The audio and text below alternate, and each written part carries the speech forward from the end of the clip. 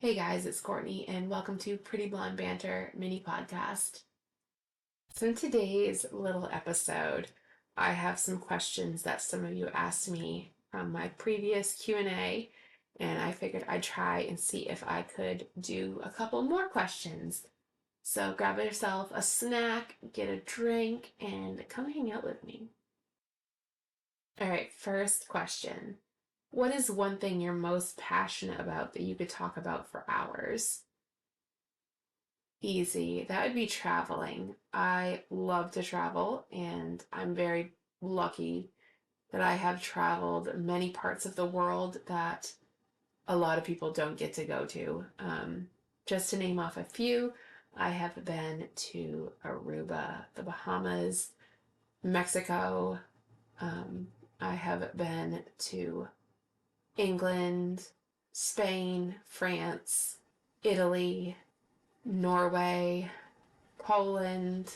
What else?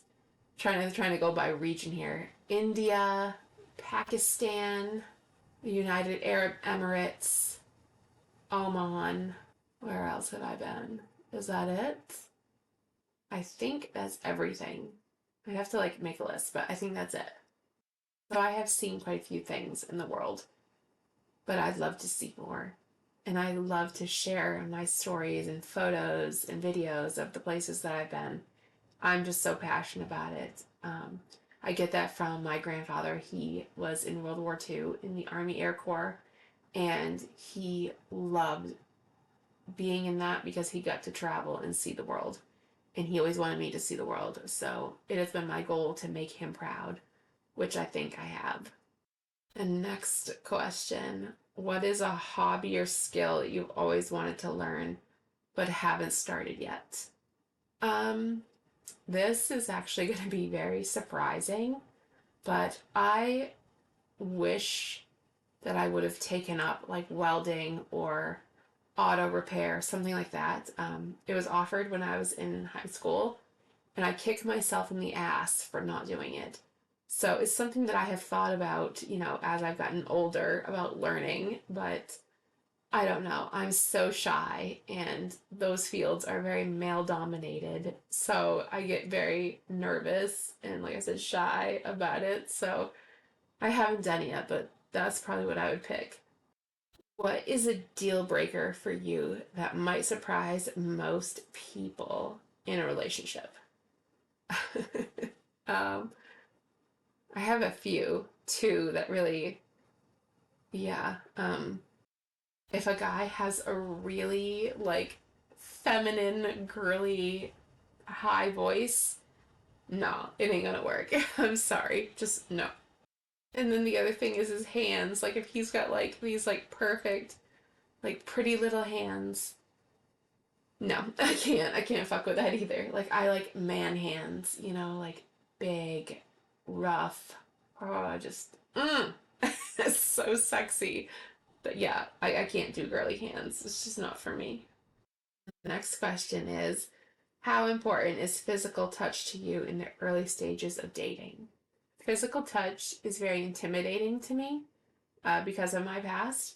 So in the early stages, I cower or I kind of hide, try and make my body smaller or something when a guy goes to touch me. So for me, physical touch is a very touchy, no pun intended, subject. It takes me a while to get comfortable and be okay with it. If we could teleport anywhere in the world for a dinner date tonight, where are we going? We're going to the Swiss Alps. I would love to go there and have dinner and just see the views. It's been on my bucket list for such a long time. I know a lot of people would pick the Caribbean or something, but no, no. I'd rather be somewhere cozy and just out of this world. So I would pick the Swiss Alps. What is something a man can do to make you feel completely safe and at ease? Definitely by being a dominant man. That just puts me at ease.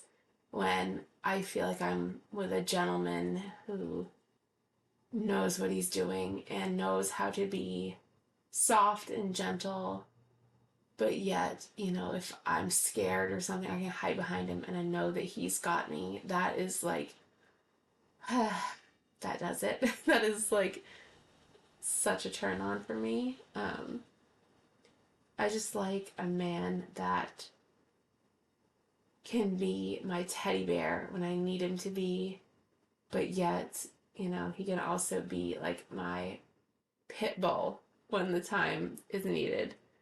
I love that. I love when a guy can be both, soft and gentle with me, but very domineering and just out in public. That to me is, it puts me at ease. It makes me feel safe, and it also turns me on like there's no other.